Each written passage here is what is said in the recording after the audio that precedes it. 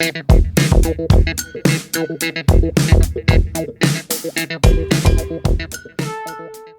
guys, what is up? This is Matthew Davis, me once again. Welcome back to another video game review. This time is going to be on Forza Horizon 6.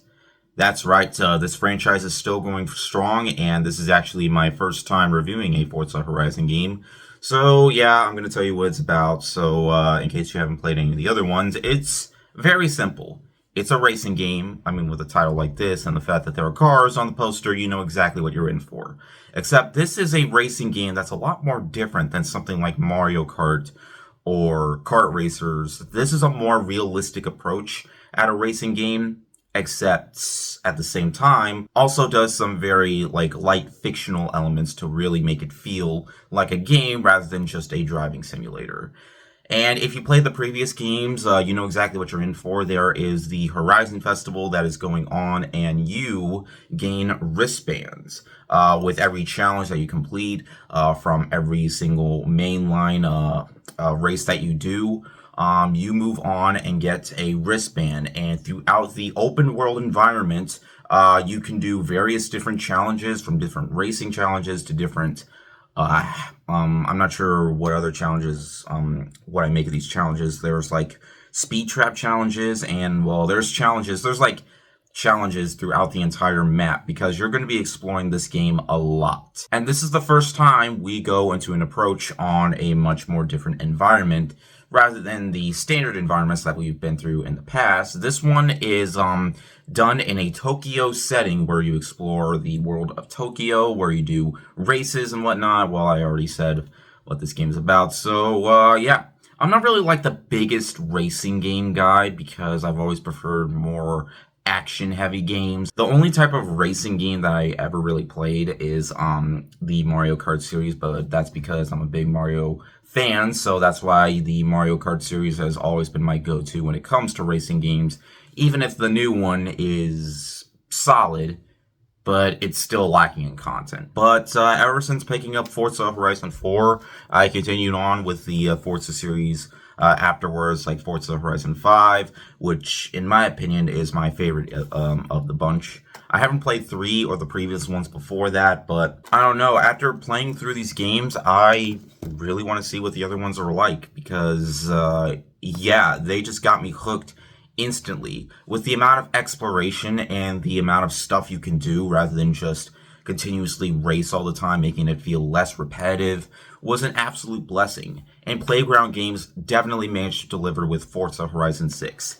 It's amazing that when it comes to Xbox's franchises, despite the fact that these games have been coming to PlayStation recently, it amazes me that this isn't like Halo, where it started off amazing at first, but then just slowly started to, lose its charm ever since, they decided to continue on with 4, 5, and then Infinite, which I enjoyed all those games, but you can definitely see where the issues lied. So it just amazes me that with their games about driving through an open world environment, you'd think that the formula would end up being stale at this point. But they managed to boost up the ante with this one. This time it's a little bit more on the lines of, progression rather than just doing a race and then moving on to the next race, because there is a lot of progression-based elements you have to do if you want to fully make it to, well, I would say end. But this game really doesn't feel like it has an ending. And, I feel like that's really the purpose, because you get so much out of this that oftentimes you are going to ignore making progress throughout the main story. I mean, in terms of story-based moments, all that happens is the opening sequence, and then you're just free to roam around and do whatever you want. And that's what gives these games their charm. There's so much exploration throughout these games. You can explore every single nook and cranny while also getting all these different types of cars, that'll fit you best, whether it be speed or better precision, because there are cars throughout this entire franchise that you can get with in-game currency. And that's what I love about these games. They don't feel like they're forcing you to pay up an extra $2 for this car or an extra $5 for this massive truck or whatever that you can't get without real world money. But you will be getting a lot of in-game currency in which you can use to buy other cars. I really wish it was that easier to get a car in real life, because I still haven't gotten a car yet. I've been using my parents' cars, so yeah. And like I said before, there are also other different challenges that you can do, like you can deliver food via DoorDash, which is something that I did a lot when I started driving. Or you can do other challenges like drifting, which I am really, really, really, really bad at, but it's nice to know that, the option is always there if I did when I practice doing it, because you are going to be doing a lot of those if you want to continue on to progress. So yeah, the game's a little bit more restrictive, but there is still a lot of customization and adjustments to your playstyle. If you want to make the game super easy without having to deal with much of a challenge, though you'll gain less experience, then you can do that. If you want to make it as tough as you possibly can and get so much experience for it, you can do that as well. So yeah, I just appreciate the fact that there was a lot of customization.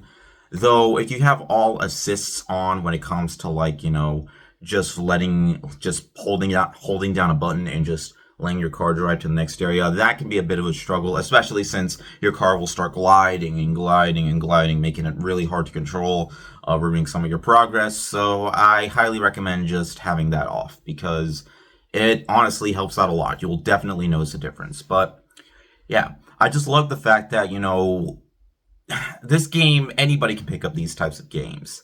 And I'm not just saying that because it's E for everyone, but I'm saying that because it generally does feel like a game, for anyone who wants to get into these types of games, especially with how much content it manages to bring, how much customization there is, even to your cars. Again, there is a lot of cars in this game, and it just feels like there's I believe 600 total or over that amount. I don't know. All that I know is that it was just so much fun, progressing through, and then eventually getting these spinning tokens where you can spin via a slot machine and get something different, whether it be currency or a new car. There is just so much of this game that I spent nearly 30 hours into this game, and I still haven't completed everything that it has to offer. But I feel like, it's a game to get you hooked on instantly. And I feel like this is one of the most perfect examples on how to get started in a racing franchise that doesn't feel like, it's going fully restrictive. I mean, there are also a lot of collectibles, there are these mascots that you can bump into, because there are two different types of progression. Getting stamps via your, discovery through Japan, as well as wristband events where you gain experience that will allow you to continue on to get your next wristband stuff, because that has happened with some of the previous entries. And the map, just like in the previous games like Forza Horizon 5, is present as well, but it's so open and so vast and so gorgeous to look at. I usually always talk about the graphics first, but the game's so good that I'm bringing it up last, because this has some of the best looking environments I've seen throughout any open world game. It runs smoothly at a buttery, creamy, stylish 60 FPS. I didn't run into any crashes. The only time the game had to stop playing was because it needed an update, which is very reasonable. But other than that, I never ran into a major problem with other than a few rewinds, because there is a rewind feature. But you can turn that off if you want. But other than that, this is just an absolutely gorgeous game. I had it on performance mode, and it still looked amazing. I mean, these puddles are some of the best that I've ever seen. The reflection from the cars are absolutely just, oh my god, they put in so much effort. It just amazes me that this franchise, they just put in so much effort, not just with the graphics, but with the gameplay as well. Where the game kind of falters for me, though, is while there are a few glitches where I did eventually get stuck once in a while in a ditch, and it was really hard for me to continue on. The only time I really had to continue on or was able to get out is if I rewind or fast travel to another area. And while this isn't a huge deal, it's probably with some of the customization towards your character, because believe it or not, you can do that as well. Even though there isn't a whole lot of customizable options, I feel like it's there because, well, it's there, and you're not just a car. This isn't like the Cars franchise. You're still a person driving a car, and you have customizations like you can have a mechanical arm or something. But I just felt like there wasn't a whole lot of customization there, because it's clear that the customization goes into the cars rather than you as a person. I mean, I get that it's just there just to be there, but I would have liked if there was a little bit more variety to customization, especially when it comes to meeting up with other players online. But again, I get it. You're in your car the entire time. The only time you get out is with various different cutscenes. But I don't know. All that really mattered though was some fantastic gameplay when it comes to racing, and I absolutely got that here. I had an absolute blast with this one, and this is a must-own title for any Xbox owner if you still have an Xbox due to the price hikes. But thankfully, with Game Pass, they have lowered it just a little bit. It's still expensive, but I feel like this game is one of the reasons to get it, because it is an absolutely fun ride from beginning to end. Again, it doesn't feel like it has an end because everything feels endless. I haven't even talked about the online mode, which I haven't really been doing because I always preferred single player mode, but regardless, I'm sure it's just as fun playing with friends as it is playing by yourself. Yeah, I absolutely love this one. I'm not sure if I would say it's my favorite. It's pretty close. I don't know. Forza Horizon 5, for now, still is my favorite, but there are some definite possibilities of this, making me change my mind because I just had so much fun with this one. It's not a game that's super challenging either, at least when it comes to, the customization.